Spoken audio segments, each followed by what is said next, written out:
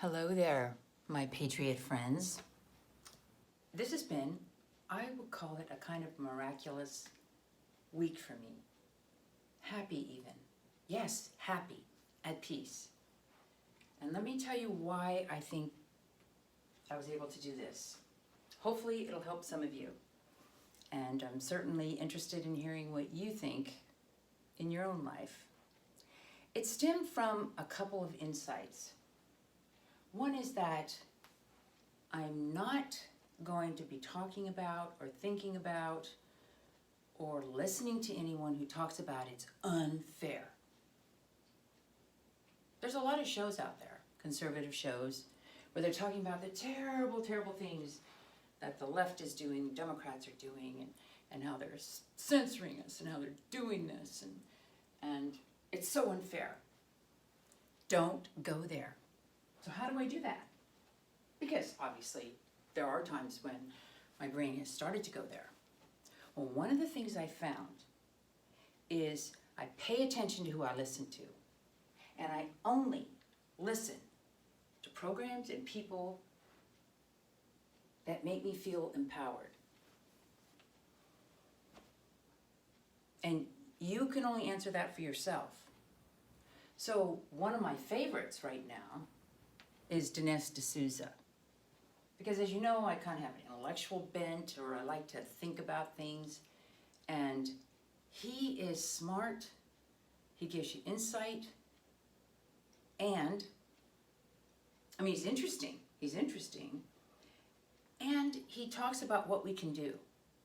Not in a practical political sense, but what is effective. Like, as you know, he made movies, so I watched his movie, Infidel. You can get it on Amazon Prime. By the way, there's a lot of good programs on Amazon Prime. It's kind of amazing. You can find them, all these documentaries. So that way I can watch it on the big screen. And I like to buy it as opposed to renting it if it's a conservative show, because I want to give them money. But you can also rent them for lesser amounts. But there are a lot of shows. So I watch those ones that make me feel empowered and also that help our side. But Dinesh D'Souza, he has a daily podcast. If you're like I am, and you like the kind of things I like, you will love it. I encourage you to try it. You know, he'll say podcast number 9. And then he also has shorter versions where they're not labeled the full podcast, but where he takes pieces of it and breaks it up. So you can also see those. Another one for practical activities is Steve Bannon's War Room. Now that's not available on YouTube. So Murray, British Columbia, one of my commenters, asked me how to find it.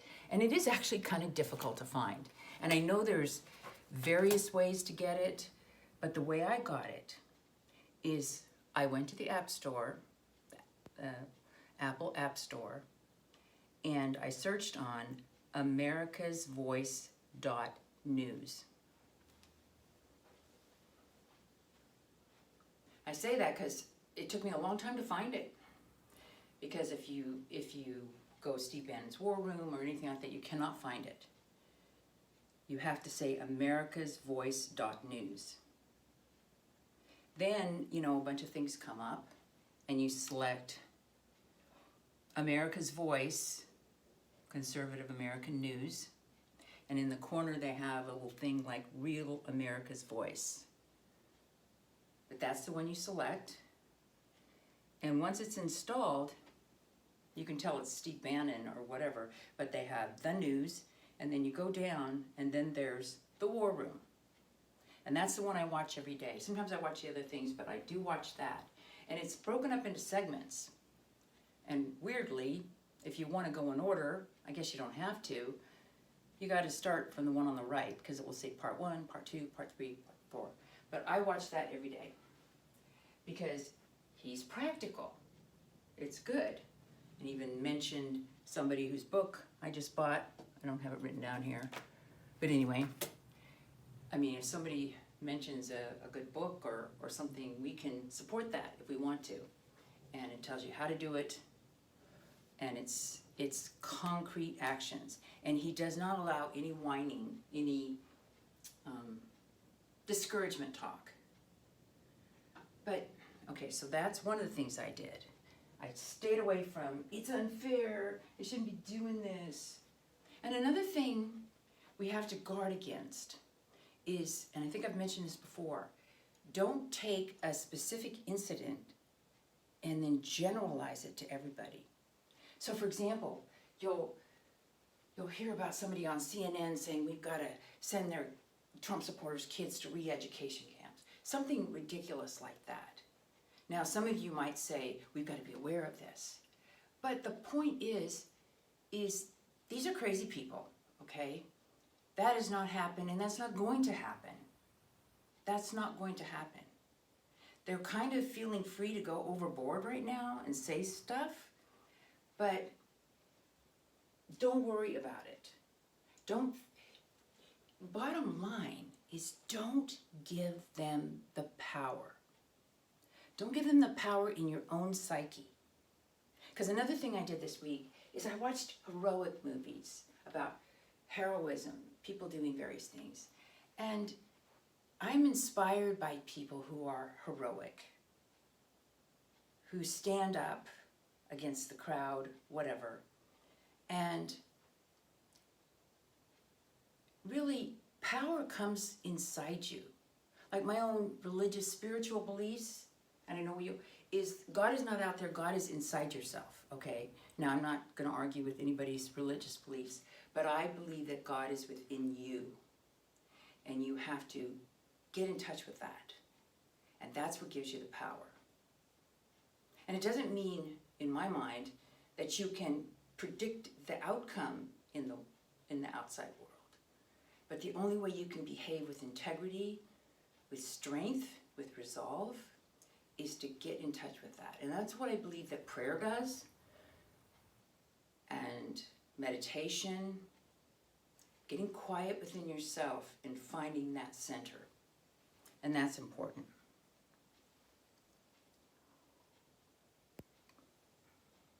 Another thing that helped me a lot, and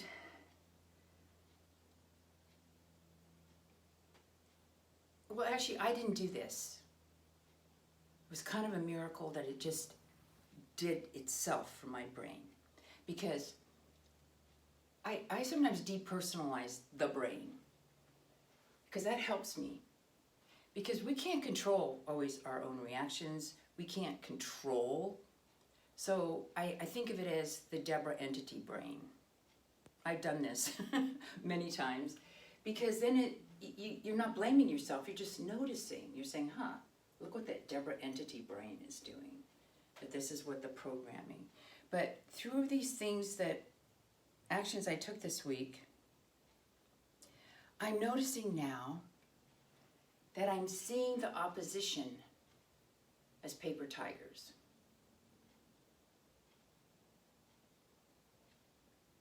That's, to me, miraculous, because I'm not giving them any power.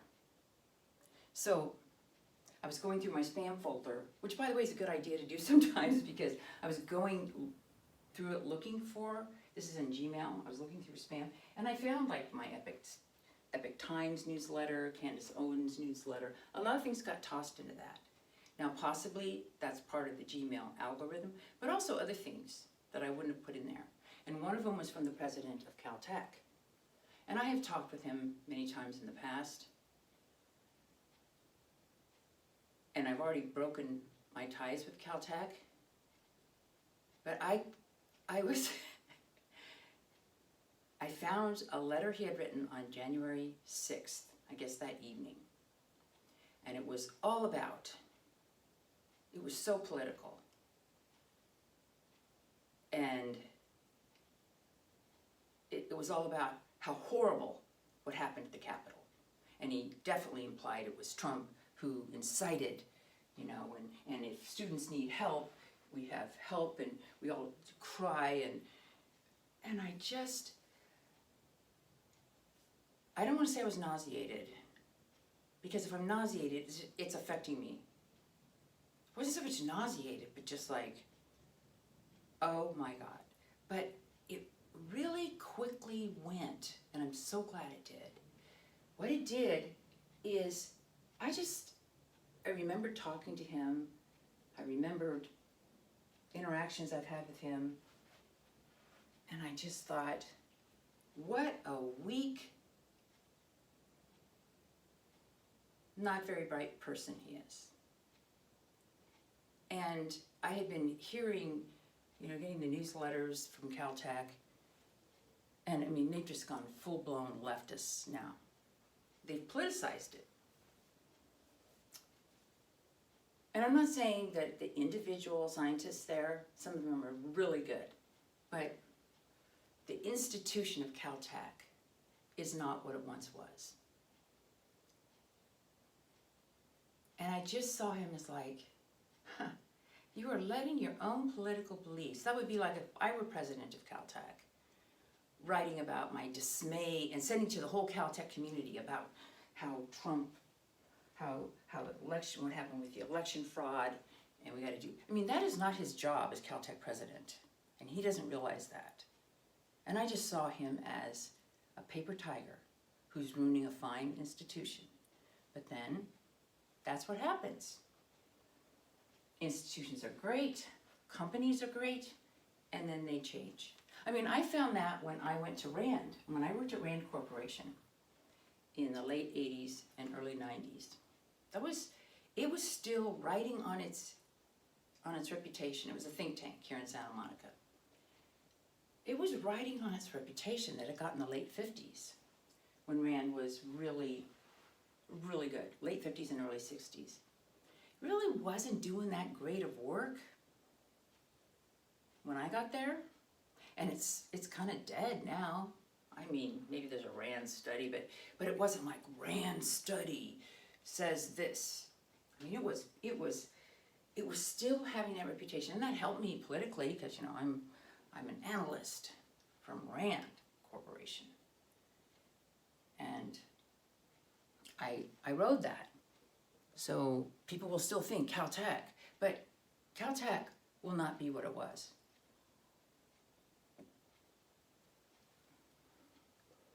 I also talked to a good friend who is an alumnus of Caltech, and she pointed out a lot of things. Likewise with Jet Propulsion Lab. I mean, these academic institutions, by buying into a lot of this leftist and this COVID overreaction, they're really hurting themselves. They have these great reputations, but these reputations are going away.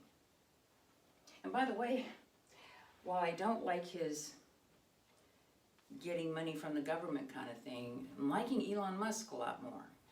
You see, he's not someone who's going to go along with all this woke stuff. He'll go along with some of the green stuff because it benefits his company. But not this woke stuff. He wants results. Now with all this diversity and we're trying to show we're doing this and we're doing that. And that's true for Google, Twitter, Facebook, all these companies, these Silicon Valley companies that are doing this kind of stuff. It's going to hurt their bottom line. They're not going to be as efficient. And you'll get more nimbler competitors that will come around. So I'm okay with that. I'm not proud of Caltech anymore. I don't care about Caltech anymore. And the wonderful thing to me was not being so angry at them. And along with that, I learned something else important.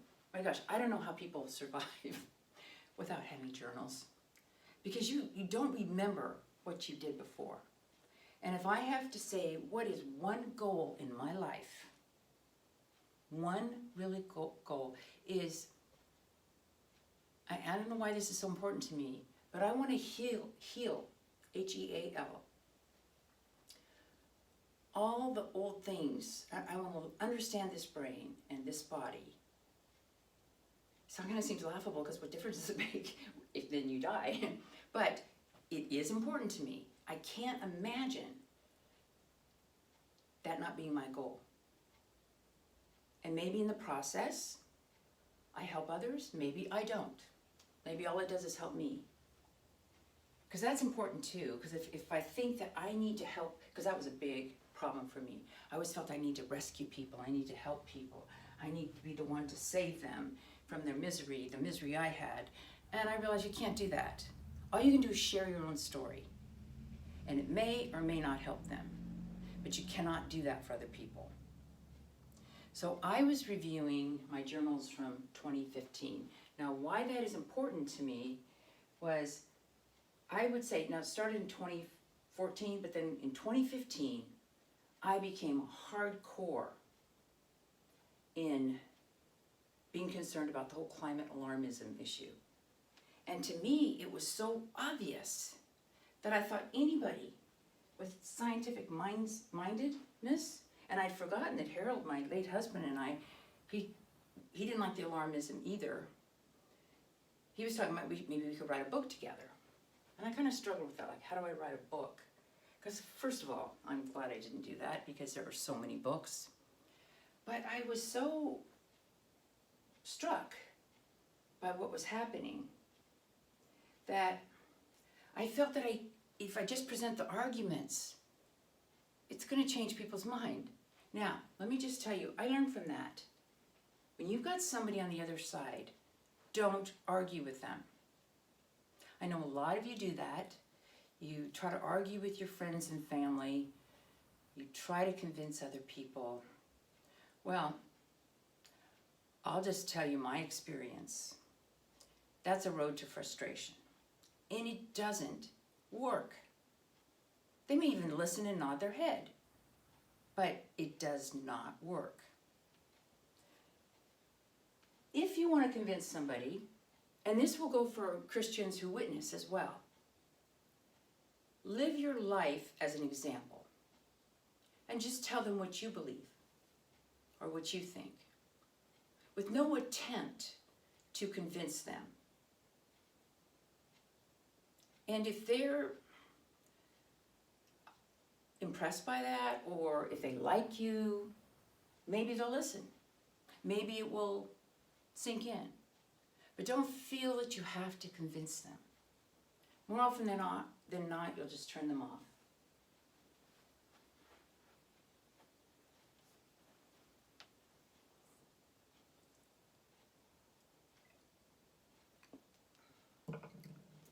So I had put this in my journal, so I copied it out. And I sent this out to some friends and family. I didn't send it out to any Caltech people because I thought they probably can't do this. But there was a petition. And here was the petition. Now listen to this very carefully, because many of these words, this was in April of 2015. Many of this is what you see happening to just conservatives or Trump supporters today, okay? I said, so here's the petition. Freedom of thought and expression are fundamental rights. For those who advocate the theory of catastrophic man-made global warming are seeking to censor the opinions of scientists and experts with whom they disagree. They are attacking the reputations and careers of scientists and using fear and intimidation to block meaningful dialogue about the climate and prevent the public from seeing scientific data and alternative explanations that contradict their claims. Hello, does any of this sound familiar? They are seeking to exclude any facts from classrooms that would permit students to think and evaluate claims about global warming for themselves. They are seeking to censor the opinions of opposing scientists and experts from media coverage on television networks and in newspapers Sound science requires vigorous debate and consideration of all data, or it deteriorates into dogma. We therefore call upon government officials, research institutions, the media, and education to reject politically motivated attempts to silence debate on climate change and limit free speech. It was over 5 years ago. Now, I sent that out just to family and friends. And I had unconscious fear reactions in my body that I won't go into, but I wasn't consciously aware of how afraid I was, but oh my God, my body just went into physical havoc. And thank you, Lindsay, my sweet niece. She and one other person were the only ones that responded with support. I guess they went and signed the petition. And I love you, Lindsay, for that. You've just always been so wonderful to me. But that was hard on me. I didn't realize until looking at it in retrospect how hard that is. Because one of my issues or problems from my Germanic background is I suppressed fear, I suppressed reactions, a lot of different reactions, but that doesn't mean it doesn't go away. It resulted in physical symptoms and an uncomfortable body and not feeling great, even though there was nothing wrong with me. Now, the good side of that is that's one of the reasons I've been so into health and vitamins and supplements and how can I feel better and ooh, this magical potion is going to make me do it. So I've had a huge, huge focus on health for that reason. And the lovely thing is even though I'm getting older, for now, I continue to physically feel younger. In other words, better. I feel better now than I did when I was 30. Physically, I feel better. Because as I heal each of these things, it happens, okay? So, who did I convince here? I mean, I'm on so many newsletters, so many people coming up. We think that this is about arguments about facts. Well, the truth is, if you are wanting to get grants and you're a scientist, you literally cannot get a grant. You literally cannot get published. They make that very clear. You literally can't get on television. They've made that very clear. Because this is dogma now, okay? So, I'm kind of tired of it. I mean, I still listen to the letters. I mean, the one that does it the best, and all you have to listen to is Tony Heller. Because when you listen to him, he just points out the absurdity of it.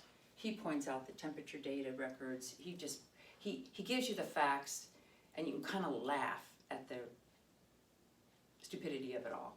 But in terms of reading all this stuff, I read it occasionally if it's an interesting article. But if you want to just simplify it for me, it's just BS, okay? It's BS. As I pointed out a long time ago, there's a lot of money to be had with the whole climate change thing, if you're a scientist. So I'm just going to pick a ridiculous example. Let's say you're a scientist who's studying squirrels. Where is there money to study squirrels? But if you write your grant and you say, the climate change effect on squirrels, then you'll get money. Because there are many, many people, and wealthy people too. So for example, this one wealthy couple in Los Angeles gave $750 million to Caltech. This is a year or so ago. To study sustainability, climate change stuff. So there's a lot of money. So all you have to do is frame it in that, you will get money. There's no money, let me repeat, no money in the other direction. I mean, for many, many years, it was so ridiculous. Saying, oh, you're funded by the fossil fuel industry. Well, the fossil fuel industry never really fought for this because they got burned. So I think it was around the last time fossil fuel, like, put any money into anything, it was something like 2008. That's how long ago it was. And it was some money to the Heartland Institute. You know, maybe, but then after that, they just stayed out of it. And they'll do ads about solar panels and stuff like that in the future, because they want to placate these people. They want to placate the left. So this is very valuable to me, okay? Very valuable to realize that's not how you approach it. It's better to laugh at them. It's better to ignore them. To do what President Trump, oh my gosh, I loved what he did. And look at what it did for our economy, energy independence. The whole fracking revolution has just been incredible. And of course, people are talking about that now because Biden's starting to ban fracking.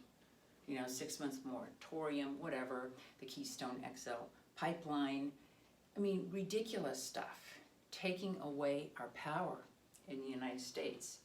And I think some people who just kind of didn't believe that Biden would do this, well, they're starting to believe it. And here's another place where this happens. So I was looking at 2015 and recognizing that that approach does not work. So I have I don't know if you'd call it private, but I have the email address of the Caltech president. And at first it was just like arguing, but it's like, no, I'm not gonna write him. I'm not gonna try to convince him. He's a weak person. He believes what he's in this little bubble. And there are a lot of people in this bubble. And this is what they believe. So I just withdraw my support. I did write a letter to the head of the physics, mathematics, and astronomy because I was corresponding with her, and I just said, you know, I'm done with Caltech. There's no place for conservative or someone who believes in free thought and inquiry. I'm finished. And she may tell other people, but I don't care. I don't care. I cannot reform Caltech. That's institution will change. It's not the great institution it once was. Another program I watched, which was actually quite interesting, it was called, it was again on Amazon, I'm very interested in issues regarding health. So this was a 2018 movie called Living Proof. And it said it got the Toronto International Film Festival Award, and it was called for MS, for Multiple Sclerosis, Hope. And also I watched Matthew McConaughey's, which he got an Academy Award for. I rewatched The Dallas Buyers Club on HBO or something. But what was very interesting to me here was it mirrored to me a lot of the response to COVID and the role of pharmaceutical companies. That if you just go to doctors, to societies, and they say, treat this, particularly systemic kind of conditions. When I say systemic, I'm not talking about, oh, you broke your leg or you need to fix something specific that happened to you from the outside, but something internal to your body. You have got to take responsibility yourself. If you just listen to what they tell you to do, you are in for a lot of hurt. So this young man, Matt Embry, E-M-B-R-Y, he's had MS for 20 years. But when he was diagnosed at age 18, the prognosis was really terrible. And the MS Society of Canada, the pharmaceutical companies had lots of drugs. And as he investigated it, the drugs didn't stop the progression of the disease. Now, multiple sclerosis is an autoimmune disease. Fortunately, I only know one person in my extended family who has suffered from it. But basically what happens is the myelin sheath around your axons gets kind of eaten away, attacked by your body. And so in the beginning, it kind of comes and goes because it gets built back up and then your body attacks it again.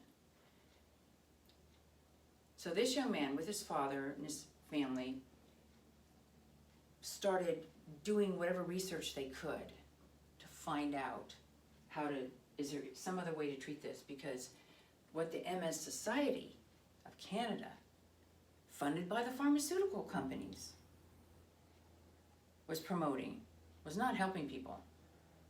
So basically it came down to diet, exercise, and high dosage vitamin D. My God, if there's nothing else you can do, people, take a lot of vitamin D.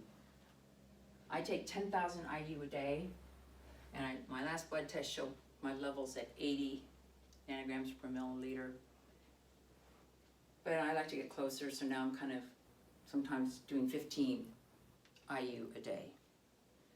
Because that helps in so many different things. So he didn't say how much vitamin D they were taking. But I mean, as I mentioned to you before, I just haven't gotten sick in a long, long time. And I used to kind of regularly, once a year, get a cold, get something. I'm totally not afraid of COVID. Totally not afraid.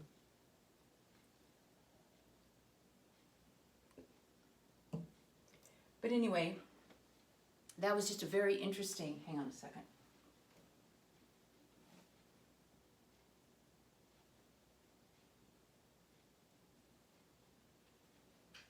That was a very, very interesting movie. So again, let me just tell you, it's called Living Proof, and you can get it on Amazon Prime.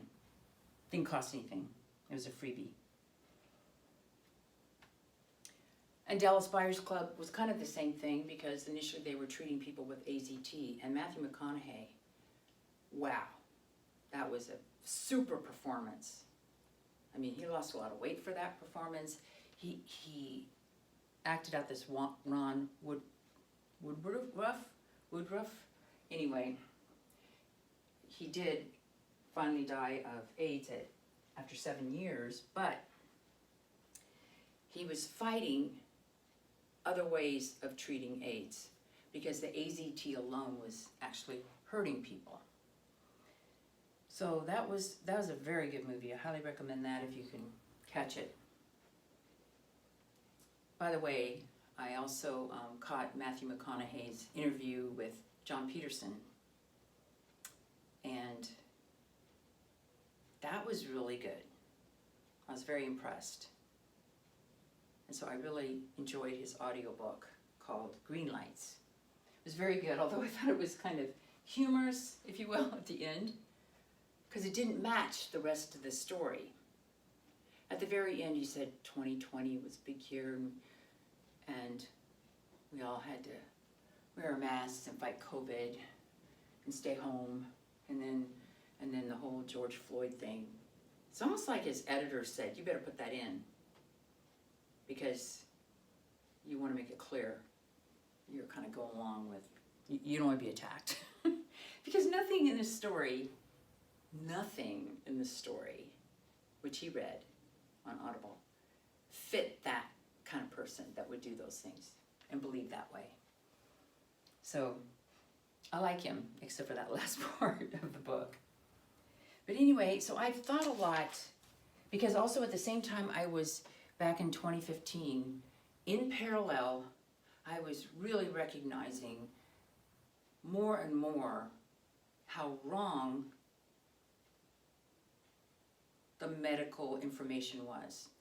Because I was doing things to lower my blood sugar, and I got myself a meter, and I would just check the foods. And the recommended foods that they had, I could see which ones raised my blood sugar and which didn't. And now, consistently, my A1C, which is a measure of your blood pressure over 3 months, say, the average, is 5.2. When I first got it measured, it was 5.7, which put me in a pre-diabetes category. So I've solved that problem because of my dietary changes. But anyway, I was all caught up in that at the time because I could see that misinformation was being promoted. And really, where does this all come from? It's all about experts, so-called experts, who are not experts, okay? And again, I say this to you spouses out there, to you parents out there, you know your partner, you know yourself, you know your children better than any doctor, any expert. You are responsible for the health of yourself and your family. So you can listen to what they have to say, treat them as an advisor. And if it makes sense to you, then follow it. If it doesn't make sense to you and you do your own research, fortunately today you can do your own research. Now people will say, oh, there's so much bad information on the internet. Well, there's also good information. So you do it yourself. Do it yourself and take care of yourself that way.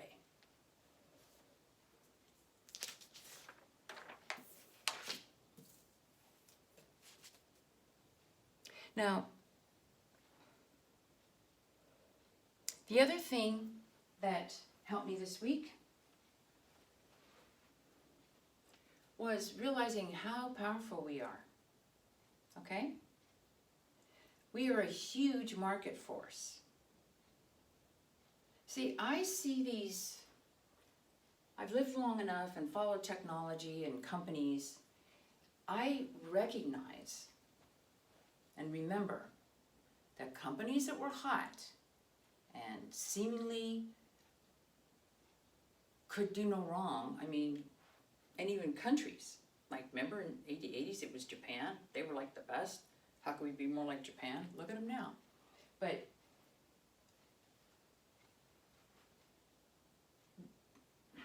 they won't last because these are not good business practices. So a lot of these people who are trying to censor, I'm not just talking about censor, but look, take book publishers. Well, that's just an opening for other book publishers to come out. If, like, I was just watching Greg Kelly. I've pretty much been staying away from those shows because I don't really want to hear about Joe Biden. But I did watch him earlier today, his last one. And he had Oliver North on. And Oliver North, they have a publishing company. So any conservative who can't get published, or any former Trump administration official who cannot get published, because there's some publishers that are saying, we're not going to publish these people. Well, they can go to Oliver North's publishing company. He had it on there. But there will be others, okay? There will be others. You know, they're trying to ruin Mike Lindell, the MyPillow.com guy. Well, just everybody buy his products. Everybody, okay? Don't let him do it. And Dinesh D'Souza had a very interesting segment. I think it was maybe his podcast number 9. But he talked about what happened with Costco, with his movie, one of his first documentaries in 2014. And the leaders of Costco were kind of lefty, if you will, but there was a campaign to take Dinesh D'Souza's book or documentary off the shelves. And they did, so people couldn't get it. So here's what happened.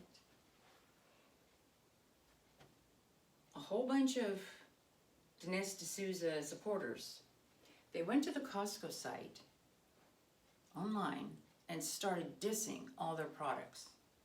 All of them. And it was clearly, and I don't know all the details, like how they did it. So finally, so it was an online attack on Costco. And Dinesh D'Souza thinks that's better than just not buying from Costco. But people would do things like take their Costco card, take a picture of them tearing it up, putting it on the site.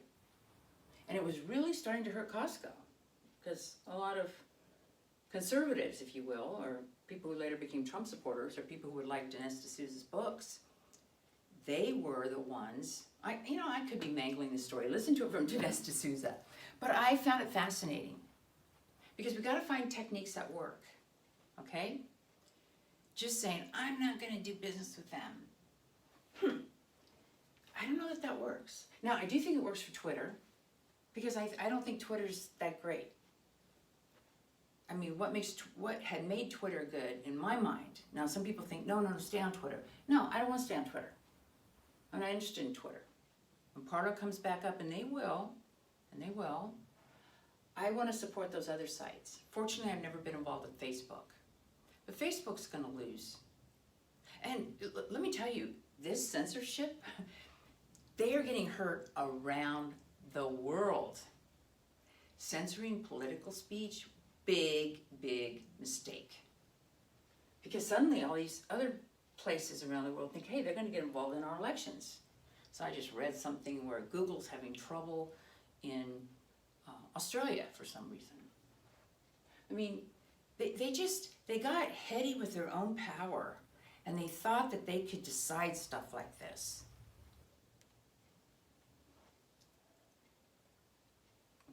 So I don't predict those people lasting. I mean, remember when there was Facebook and then there was MySpace? Those were the two. The reason I originally went on Facebook was I was at the beach, and the people that were doing the traveling rings that I liked, they said, oh, we've got a site on Facebook. And I thought, oh, because I couldn't decide whether to go to MySpace or Facebook. So I thought, I'll try Facebook. That was around, I don't know, 2007 maybe? Well, that's not going to last. I mean, think about it. You have a business, or you have a whole bunch of things you put up on Facebook, and then you hear that for some reason they took down all the testimonies from walkaway.com. You might think twice. Like, do you really want to, when they can be that arbitrary? And all that work you did in putting all that stuff up there, they can just decide to take it away? I'd rather go to a place where they don't do that. Now, it won't happen right away, but that will hurt. When Amazon took Parler, all the work that Parler had put on the Amazon servers, it's called AWS, it's a big business thing, and they took it down. Well, if you're a business, why would you use Amazon AWS, their servers?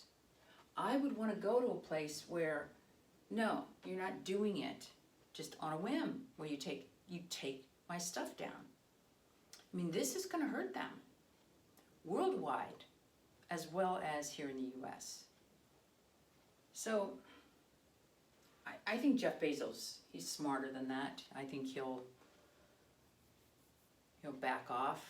And I do appreciate that it's at Amazon Prime right now, where they do carry this stuff. So, but Facebook and Twitter, they're so ensconced in Silicon Valley, I think they're on the downward slide. They've ruined their goodwill. And Google, yes, Google will go down. It's a search engine, okay? But if people know that they're getting manipulated with their search engine, we are a big force.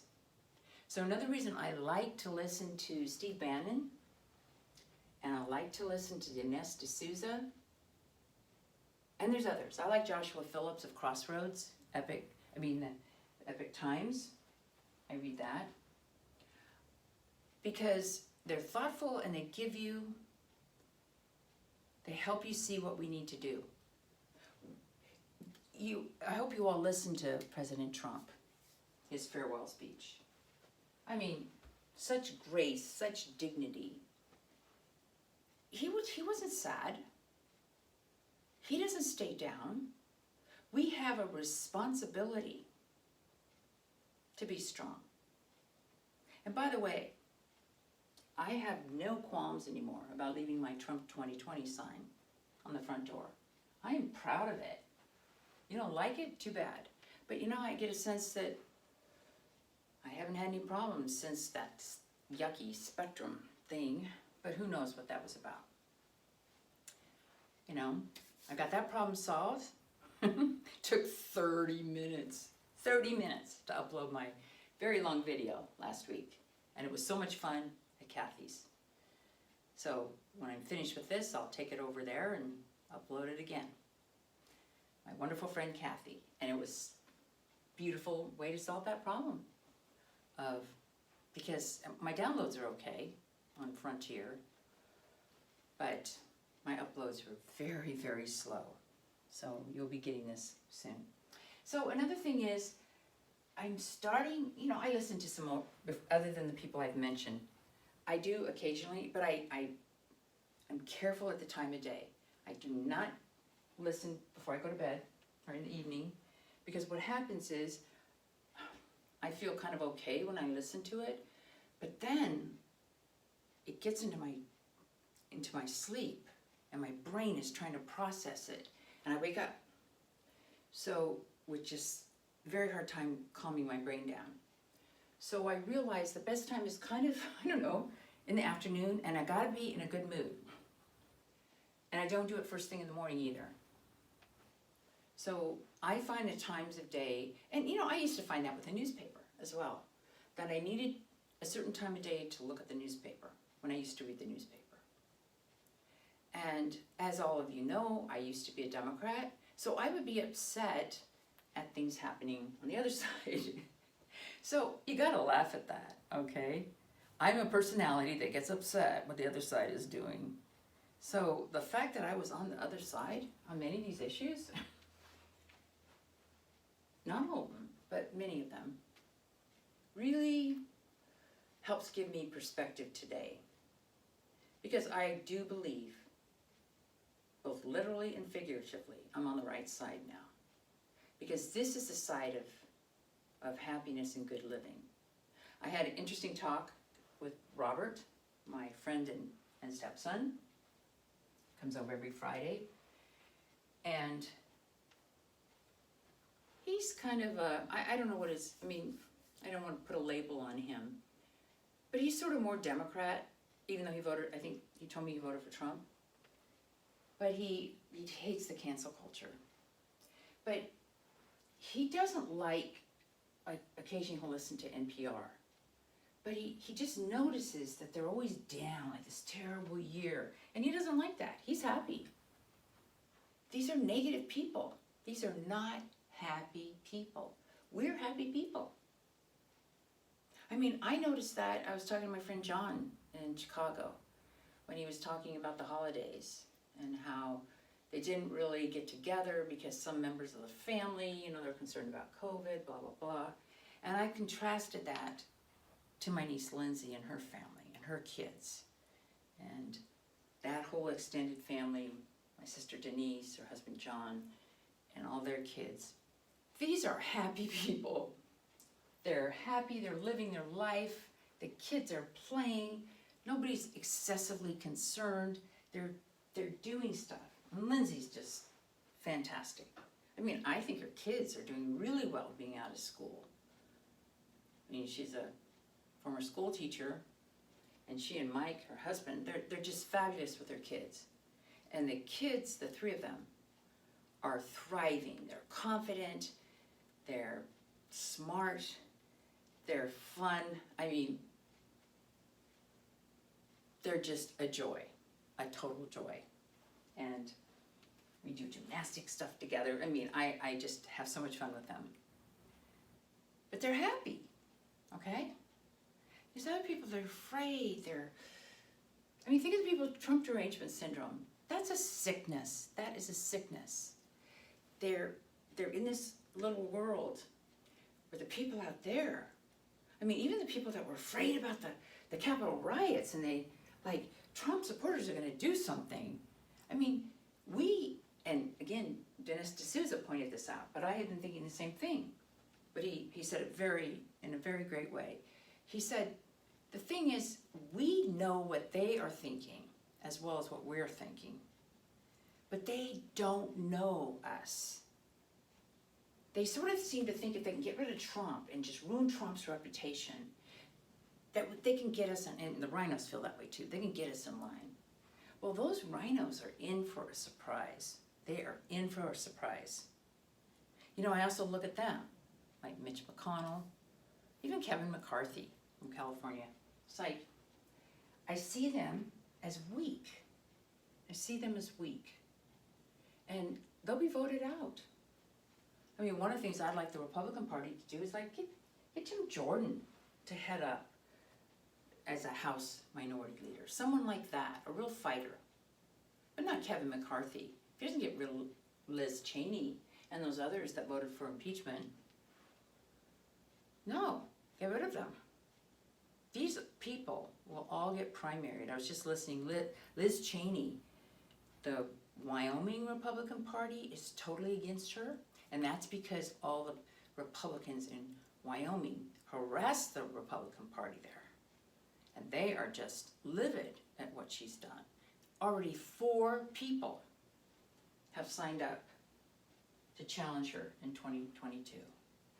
I mean, remember, Eric, when the Tea Party days were happening, you know, I know some of you thought, wow, we did this in the Tea Party, but you were very effective, okay? I didn't support you at the time, but I did recognize how effective you were. And you got rid of a lot of rhinos. A lot of rhinos. And that's when a lot of these more activist type, I don't know when Jim Jordan and others came in, but you got stronger people in the Republican Party. Well, now we're going to ferret out the rest of them. I absolutely don't believe in a third party. That is ruinous. That is ruinous. I know some of you are so disgusted with the Republican Party, you want to, no. I have a political background. If we want to win this, we've got to stay in the Republican Party, but we make it very clear we're not giving money to the Republican Party unless they get rid of these people, take them out of leadership positions. Only give to individuals and be very careful. Don't just listen to one thing they say. Look at how they voted on these things. Did they stand up with Trump? Because if they stand up with Trump, that means they stand up for us. But we can change this party. And even Bernie Sanders thinks the Democrats will be out of leadership positions in 2022. And for sure, we'll win in 2024. I personally don't think it's Trump. I think Trump can be more effective now on the outside because his record of accomplishment is so strong that we're going to feel the effects. I mean, a lot of people who, oh, I didn't like his tweets, I don't like this. But they're going to think, oh my God, he did this, he did that. They're going to start coming around, okay? And he's so smart, he's going to be a very powerful force. But I don't think he needs to be president. I think we can put someone else in as president. I don't know who that'd be yet. I really like Ron DeSantis. But again, it's going to have to be someone that can withstand attacks and knows how to stand up and also knows how to govern. So Ron DeSantis right now is my favorite. He's doing great things for Florida.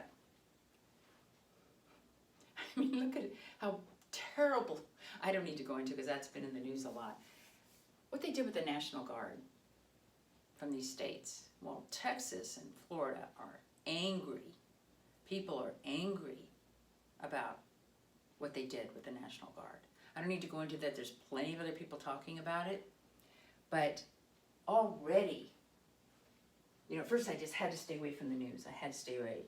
But it is kind of fun to listen to because there's just so many laughably stupid things that this new administration is doing. The incompetence is incredible. So stay strong. Don't be afraid. Okay? If it's too much for you, if you're getting discouraged, and I know some of you, especially some of the men in my audience, you're sweethearts, but some of this crazy stuff you send to me, And I look at it just out of curiosity. Oh, some magical thing's going to happen. You know, they kept thinking. And I was thinking if Trump did that, you know, they were going to somehow save him and put him in. And first of all, the country would be in an uproar. Even I wouldn't like Trump doing that. Trump's power is that he follows the Constitution. He follows the Constitution. And people will come around, especially as they start disliking the Biden administration more and more. And they will. The infighting will be tremendous. Biden is a very, very weak leader. And as far, let me just say something about getting back into the Paris Climate Accord. I don't think, I'm less worried about that than you would think. Because to implement the things that we would supposedly do, like at the EPA, there's going to be more of an outcry. Because we know about these bad policies. And also, you cannot ignore China. China is not a party to it. Or they've signed it and they say words, right? But they're not committing to anything to lowering emissions until 2030. Seriously? Likewise with India. They're like developing countries, economies. So we're going to do it? We're going to cut down our energy economy? We're going to show moral leadership? Whatever that means? I mean, we have to laugh at this. Are you kidding me? They're not doing it? Oh yeah, they may mandate electric cars. I was talking about this with Robert. Yeah, if they want, because they can tell their people what to do. They're controlling their economy. But if you're going to have electric cars, you got to have an electricity grid. And they're using coal. You can't get that from solar. They're building, I know this from my newsletters, they're building a lot of coal-fired power plants. Now, I personally don't mind. I hate pollution, air pollution, smog. But I very much want to see more carbon dioxide in the air, because that is a good thing.